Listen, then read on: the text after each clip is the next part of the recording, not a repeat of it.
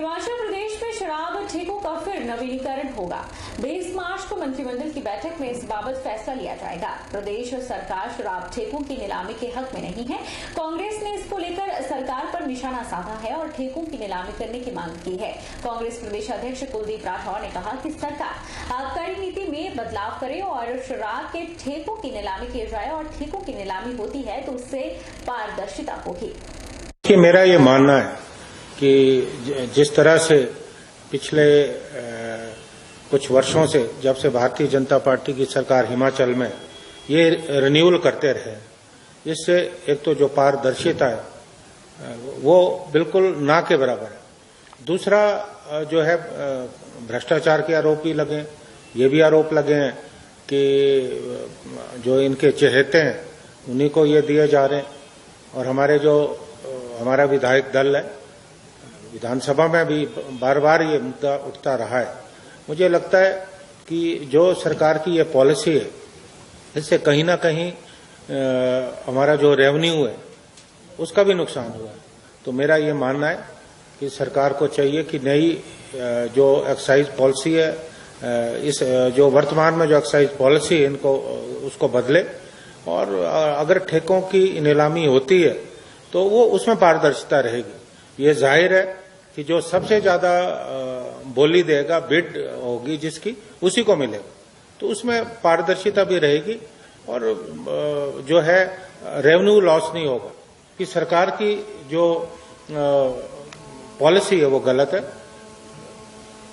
इसमें पुनर्विचार करने की जरूरत है और पारदर्शिता के लिए ये वाजिब रहेगा कि ठेकों की नीलामी। इस बारे में हमारा जो विधायक दल है, हम अपने विधायक दल के लोगों से चर्चा करेंगे, जो विधायक दल के नेता हैं उनसे चर्चा करेंगे और पार्टी आलाकमान से भी चर्चा करेंगे।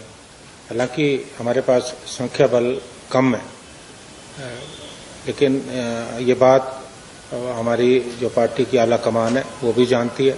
लेकिन जो अंतिम फैसला है वो हम आपस में विचार विमर्श करने के बाद लेंगे। प्रदेश में कांग्रेस और भाजपा में फ्रेंडली मैच खेला जा रहा है। दोनों संगठनों ने षड्यंत्र रचा था कि प्रदेश में केवल ये दोनों संगठन बारी बारी से सत्ता में आएंगे और किसी तीसरे संगठन को नहीं आने देंगे। ये बात शनिवार को हिमाचल रीजनल अलायंस के अध्यक्ष डॉक्टर राजेंद्र सुशांत ने पत्रकार वार्ता में कही। आप जानते हैं कि सारे वर्ग आज हिमाचल प्रदेश की सरकार से भी दुखी हैं और कांग्रेस पार्टी से भी दुखी हैं। और इन्होंने जो फ्रेंडली मैच आज तक खेला है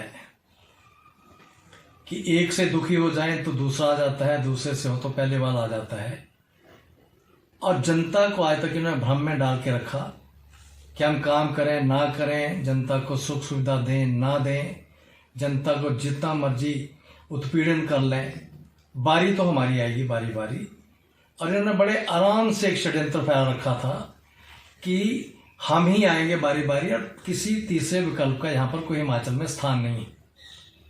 यही बात ये पंजाब में भी करते थे। पंजाब में कांग्रेस पार्टी और अकाली दल का फ्रेंडली मैच था, लेकिन इस बार के चुनावों ने ये भ्रम तोड़ दिया।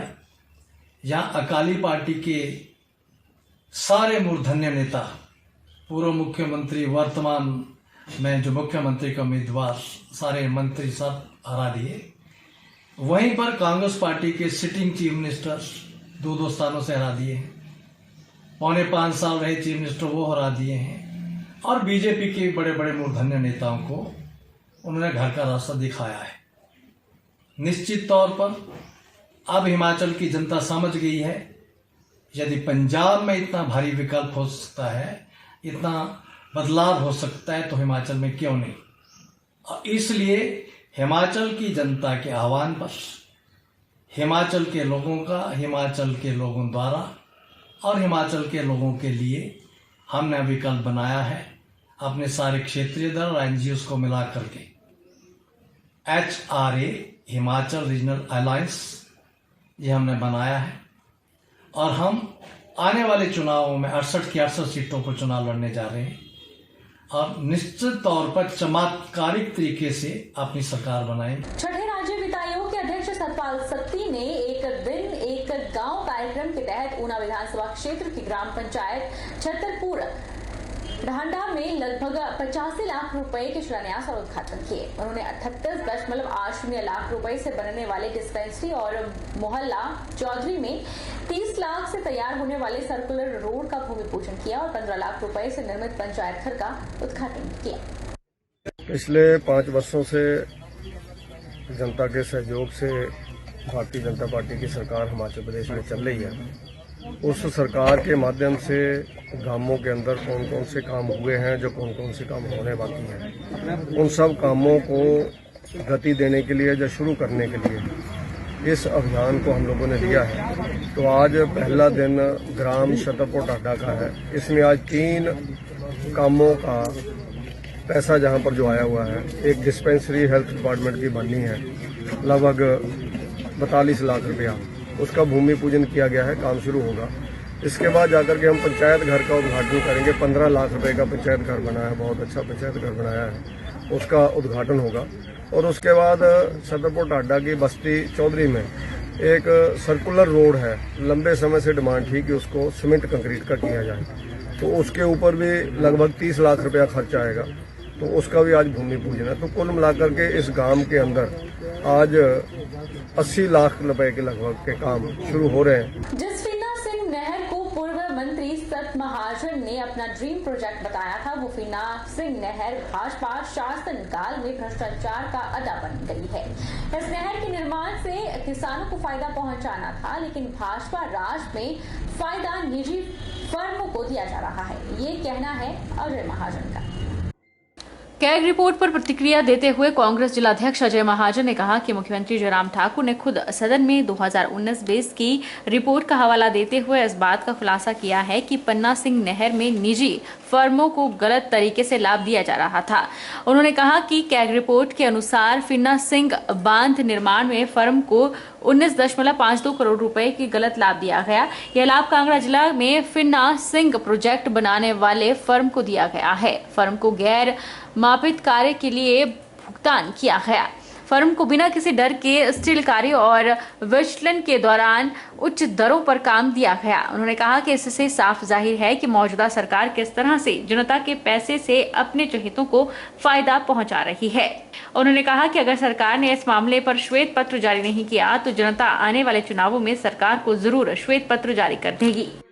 और बड़ी दुख की बात है, ये जो रिपोर्ट विधानसभा में कैग के द्वारा रखी गई, जो कैग की रिपोर्ट थी मुख्यमंत्री जी द्वारा रखी गई, जब उसमें दर्शाया गया कि 19.52 करोड़ का एक फर्म को निजी फायदा दिया गया, तो मैं ये कहना चाहता हूं कि किसानों को तो कोई लाभ नहीं मिला। जो जमीनें एक्वायर हुई हैं वहां पे अभी तक वो गरीब किसानों को अभी तक उनको भी पैसे नहीं मिले, और जिन थोड़े लोगों को पैसे मिले हैं वो ना के बराबर हैं। और यहाँ पे इतना बड़ा घोटाला, फाइनेंसिंग स्कीम जो है एक भ्रष्टाचार का अड्डा बन गया है। मैं डिमांड करता हूं कि फाइनेंसिंग स्कीम में जो पिछले सालों में जितने भी ये टेंडर्स, एक तो कैग ने तो बोल ही दिया, बता ही दिया, जो 19.52 करोड़ का एक निजी फर्म को फायदा दिया है, बाकी भी जो हैं टेंडर्स जो हुए हैं उसका भी वाइट पेपर होना चाहिए। और इतना बड़ा एक फर्म को 19.52 करोड़ का जो ये मतलब स्कैंडल हुआ है, इसके ऊपर एक बहुत हाई लेवल इंक्वायरी होनी चाहिए और ये पता लगाना चाहिए कि जो अफसरान हैं इसके ऊपर किसका दबाव था। वक्त चला है छोटे से ब्रेक का। ब्रेक के बाद फौरन लौटेंगे, आप बने रहिए हमारे साथ।